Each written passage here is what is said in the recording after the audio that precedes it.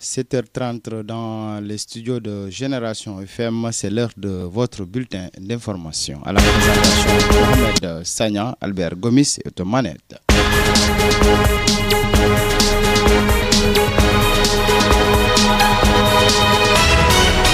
Dans l'actualité nationale, l'UGB suspend son mot d'ordre de grève illimité après une assemblée générale qui a duré plus de 5 heures d'horloge à l'amphi de l'UGB2. Le CS, coordination des étudiants de Saint-Louis, a suspendu son mot d'ordre de grève illimité décrété depuis le 15 mai et invite les étudiants de l'UGB à regagner les amphis lundi prochain. À Ziguinchor va présenter cette année 15 000 candidats au CFEE, 11 206 au BFM et 13 395 au baccalauréat. Statistiques divulguées lors du comité régional de développement consacré à la préparation des examens. L'inspection d'académie en a profité pour faire son expression de besoin qui tourne autour de la sécurisation des centres et des épreuves, l'appui logistique pour l'acheminement des épreuves, entre autres. Un appel pressant a été lancé aux acteurs pour veiller à éviter toute fraude aux examens. Siak Goudiaby, inspecteur d'académie de Ziguinchor, que je vous propose d'écouter. Pour le CFE, nous avons 134 centres d'examen, 15 492 candidats.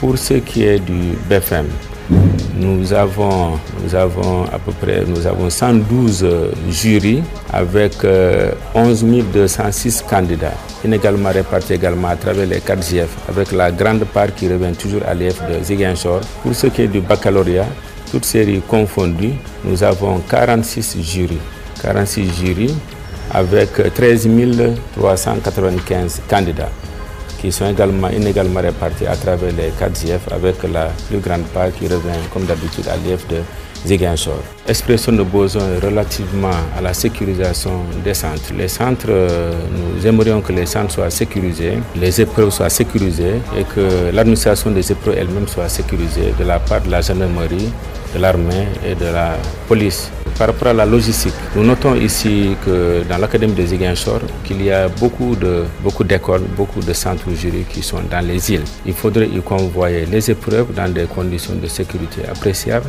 mais aussi les enseignants. Donc nous aimerions que le gouverneur sollicite pour un appui logistique, un appui en carburant conséquent. Bien, compte tenu de la situation pluviométrique parfois précoce dans la région de Ziguinchor, nous avons pris les dispositions pour garantir la sécurisation de l'administration de ces épreuves, notamment en choisissant les centres et les salles de façon conséquente.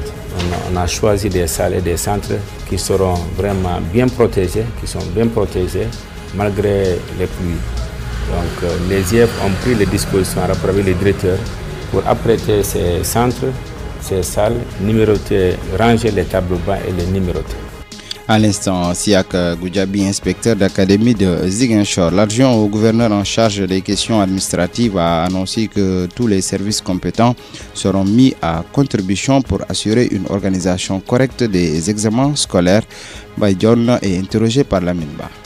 D'abord évoquer la question de la sécurisation des épreuves. À ce niveau-là, des dispositions particulières sont prises. Donc, il a été indiqué que les épreuves de toutes sortes, soit du CFE, du BFM ou du BAC, seront réceptionnées donc, au niveau des IF, des inspections de l'éducation et de la formation. Mais au besoin, donc, seront sécurisés par les éléments des forces de sécurité de défense, la police, la gendarmerie et l'armée, chacun dans ce secteur de compétence. Éviter quand même que des couacs se produisent. À ce niveau-là, je crois que ça sera parfait.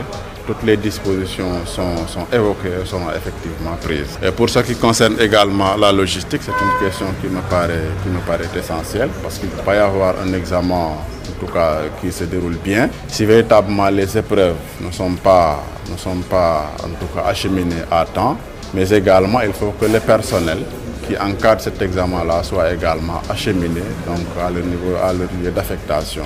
De ce point de vue-là également, les dispositions qu'on a prises, c'est qu'on va demander aux IF d'exprimer leurs besoins en termes de véhicules et de carburant. Et on va instruire particulièrement les préfets, si besoin est, donc de procéder par voie de réquisition. Pour le carburant également, on va mettre en contribution les collectivités territoriales pour qu'ils puissent en tout cas nous appuyer dans ce sens-là. Donc sinon pour le reste, c'est un suivi qu'on va devoir faire en relation avec les autres académiques. En gros, en tout cas, j'estime que toutes les dispositions utiles ont été prises pour un bon déroulement de l'ensemble des examens scolaires. Génération FM 93.4. Préparation de la campagne agricole, l'État met à la disposition des populations de Bandial dans la commune d'Enampor un tracteur d'une valeur de près de 8 millions de francs CFA. L'objectif des autorités est de promouvoir l'emblavement à grande surface dans cette zone à vocation très risicole de la région de Ziguinchor. La cérémonie de réception de l'engin a eu lieu jeudi dernier et a été donc présidée par l'adjoint au gouverneur en charge du développement, Babacar Niang. Il est interrogé par Lamine Ba. Aujourd'hui, nous procédons à la remise d'un tracteur à la communauté de Bandia, dans la commune d'Enampor. Ce programme entre dans la volonté de l'État du Sénégal de moderniser l'agriculture, de prendre en charge toutes les dimensions de l'agriculture pour qu'on ait une agriculture performante. Dans ce cadre, l'État du Sénégal, depuis 2012, a procédé à l'achat de beaucoup de tracteurs qui sont mis à la disposition des agriculteurs avec des subventions à hauteur de 60%. C'est pourquoi aujourd'hui, ici à Ziguinchor, nous remettons ce tracteur à la communauté de Bandia et nous leur disons que ce tracteur va participer à leur faciliter leur activité quotidienne dans leur champ. Mais aussi, si nous voulons avoir une agriculture performante, je pense que les engins vétustes que nous utilisions dans le passé, nous devons vraiment dépasser ces engins. Parce que maintenant, l'agriculture à grande échelle demande, au-delà des ressources humaines de qualité, au-delà de la mise en place des semences, des gros engins qui peuvent participer à l'emblavement de beaucoup de surfaces cultivables. C'est pourquoi nous disons à ces populations bénéficiaires d'en faire bon usage dans le cadre de leur activité quotidienne, mais aussi de ne pas considérer que c'est un bien privé. C'est un bien qui appartient à toute la communauté, aussi bien pour eux, évidemment, qui sont les bénéficiaires normalement, mais ils devront aussi procéder à des prestations de services aux probables personnes qui en auront besoin certainement. Le directeur régional du développement rural qui a pris part à la cérémonie en a profité pour faire le point sur la mise en place des semences et des intrants agricoles pour cette présente campagne agricole. Bernard Casimir Sambou a laissé entendre que 50% du dispositif est déjà mis en place et des conseils prodigués aux paysans pour l'emblavement de variétés à cycle court. Voici Bernard Casimir Sambou. Voilà, on est en train de mettre en place le matériel. Dans la région de Ziguinchor, il est prévu 22 tracteurs. 22 tracteurs, c'est énorme. 22 tracteurs. Voilà, les semences sont mises en place, les intrants sont en train d'être mis en place. Et il y a des commissions de distribution de ces intrants qui sont présidées, par les autorités administratives, les préfets, les sous-préfets. Tout se fait dans la transparence. Voilà, donc on s'achemine tout doucement vers le démarrage. Donc voilà, nous invitons les uns et les autres à s'y mettre. Il y a des prévisions qui ont été faites par la météo. Voilà, les pluies vont devraient s'installer un peu tardivement. Donc, mais il n'y a pas à s'alarmer. Il n'y a pas à s'alarmer. Attendons, on y va tout doucement. Et de toutes les façons, il existe une panoplie de variétés. Vous savez, il y a des variétés à cycle court qui existent déjà. Hein? Nous travaillerons de concert avec les producteurs pour gérer. Donc, bon, c'est prématuré de dire quoi que ce soit. Il ne faut pas tirer, il ne faut pas essayer d'aggraver. La situation, quand même, considérons que la situation comme étant normale. Je dis qu'il est prévu des variétés à cycle court. Je pense qu'il n'y a pas à s'alarmer. Moi, je suis optimiste. Je pense qu'on aura un bon hivernage, une bonne campagne agricole. Parce que tout le monde s'implique, voilà. On est à peu près à 50%.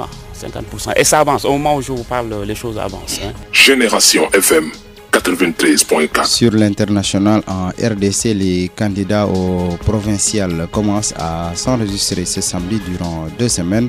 Au total, 169 bureaux ont été mis en place pour enregistrer ces candidatures. Mais à 6 mois de ces élections cruciales, la logistique et le financement de ces scrutins restent un défi majeur dans un pays de la taille de la République démocratique du Congo et avec très peu d'infrastructures qui fonctionnent. Les candidats aux législatives et à la présidentielle vont s'enregistrer du 25 juillet au 8 août. En Côte d'Ivoire, après les inondations meurtrières du début de semaine à Abidjan, le gouvernement a annoncé une enveloppe de 2 milliards de francs CFA, environ 3 millions d'euros, qui doivent être distribués aux familles des victimes et aux sinistrés.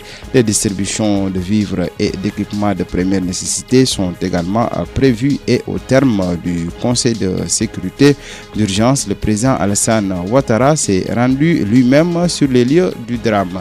C'est tout pour ce bulletin d'information. Merci à Albert Gomis qui était à la mise en onde. Mohamed Sagna est au micro pour vous servir avec un immense plaisir. La rédaction vous retrouve à 10h dans la grande édition. D'ici là, prenez bien soin de vous.